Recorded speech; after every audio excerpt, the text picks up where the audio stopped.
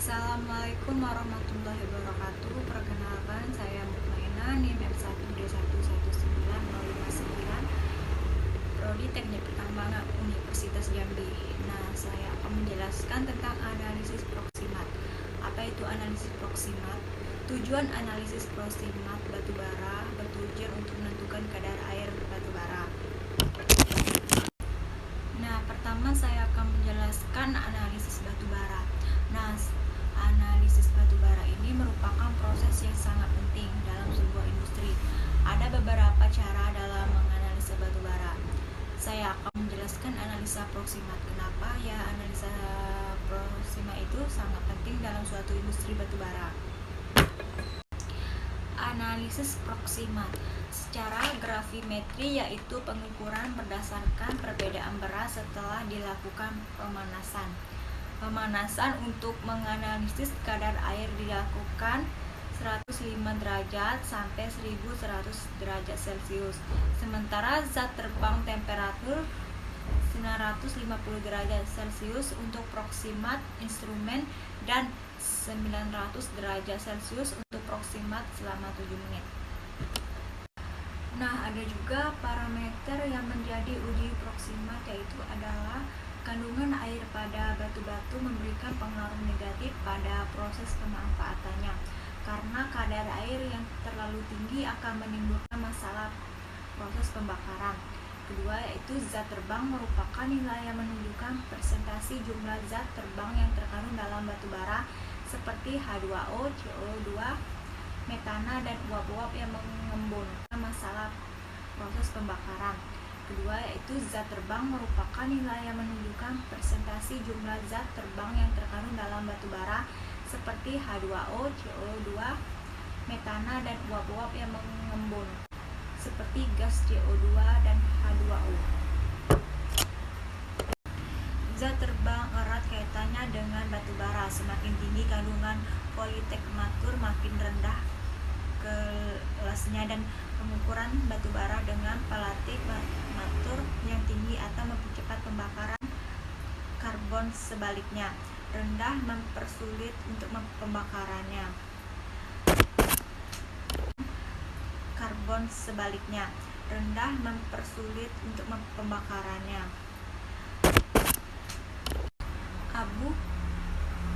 Abu dalam batubara atau disebut mineral meter terjadi dalam batubara dapat sebagai literatur atau ekstremum mineral meter.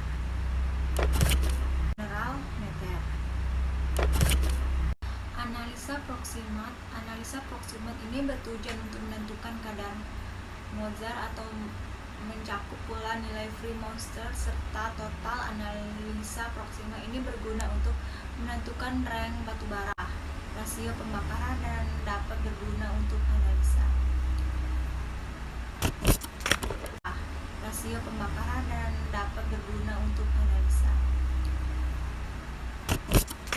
manual. Nah, ada juga parameter-parameter yang menjadi uji proksimat, yaitu adalah 1. Moisture, di mana moisture ini air yang terdapat pada batubara terdiri dari inherent moisture dan free moisture. Kandungan air pada batubara memberikan pengaruh negatif pada proses pemanfaatannya, karena kadar air yang terlalu tinggi akan menimbulkan masalah dalam proses pembakaran. Zat terbang atau volatimeter merupakan nilai yang menunjukkan persentase jumlah zat-zat terbang yang terkandung dalam batubara, seperti H2, CO, metana, dan uap-uap yang mengembun, seperti gas CO2 dan H2O. Volatimeter sangat erat kaitannya dengan rank batubara. Makin tinggi kandungan volatimeter, makin rendah kelasnya. Dalam pembakaran batubara, dengan volatimeter yang tinggi akan mempercepat pembakaran fix karbon. Sebaliknya, bila volatimeter rendah mempersulit proses pembakaran. Lalu, abu atau ash. Abu di dalam batubara atau bisa disebut mineral matter terjadi di dalam batubara dapat sebagai inherent mineral matter atau extraneous mineral matter. Inherent mineral matter adalah berhubungan dengan tumbuhan asal pembentukan batubara. Mineral matter ini tidak dapat dihilangkan atau dicuci dari batubara. Extraneous mineral matter berasal dari tanah penutup atau lapisan-lapisan yang terdapat di antara lapisan batubara. Mineral meter ini tidak dapat dikurangi pada saat pencucian batu bara. Kandungan abu adalah zat organik yang dihasilkan setelah batu bara dibakar. Kandungan abu dapat dihasilkan dari pengotoran bawaan dalam proses pembentukan batu bara maupun pengotoran yang berasal dari proses penambangan.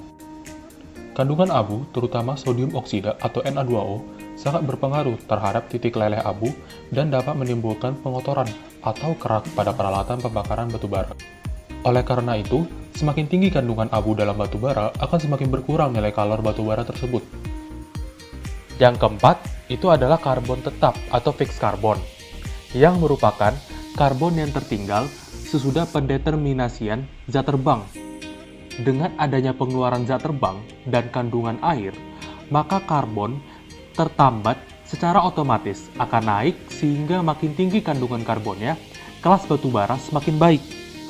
Karbon tetap menggambarkan penguraian sisa komponen organik batu bara dan mengandung sebagian kecil unsur kimia nitrogen, belerang, hidrogen, dan oksigen atau terikat secara kimiawi.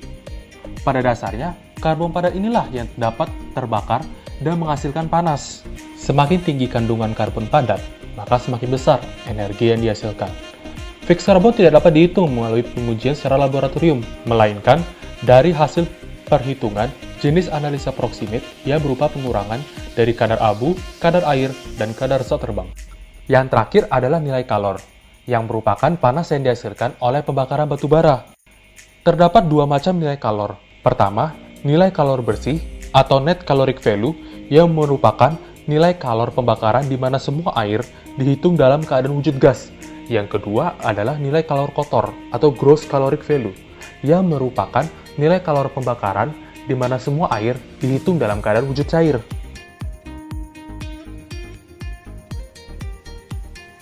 Lalu, berikut rank batu bara berdasarkan uji proximat. Yang pertama itu gambut, yang merupakan bagian permulaan seri kualifikasi. Gambut memiliki kandungan air hingga 90%, tetapi kebanyakan akan hilang dengan pengeringan. Dan juga gambut ini memiliki kandungan karbon antara 50-60%. Yang kedua adalah batu bara muda atau brown coal, di mana batas bawah brown coal adalah total moisture content 70% ekuivalen dengan nilai kalori sekitar 1.800 kilokalori per kilogram, dan batas atasnya pada nilai kalori 5.700 kilokalori per kilogram. Yang ketiga, ada batu bara muda atau hard coal, di mana diindikasikan dengan ciri-ciri warna hitam dan bergaris-garis, serta memiliki kandungan karbon yang tinggi, sekitar 80-90%. Yang terakhir, itu ada grafit, di mana secara teoritis merupakan batu bara tingkatan terakhir dari yang nilai konsentrasi karbonnya mencapai 100% konsentrasi kandungan karbon.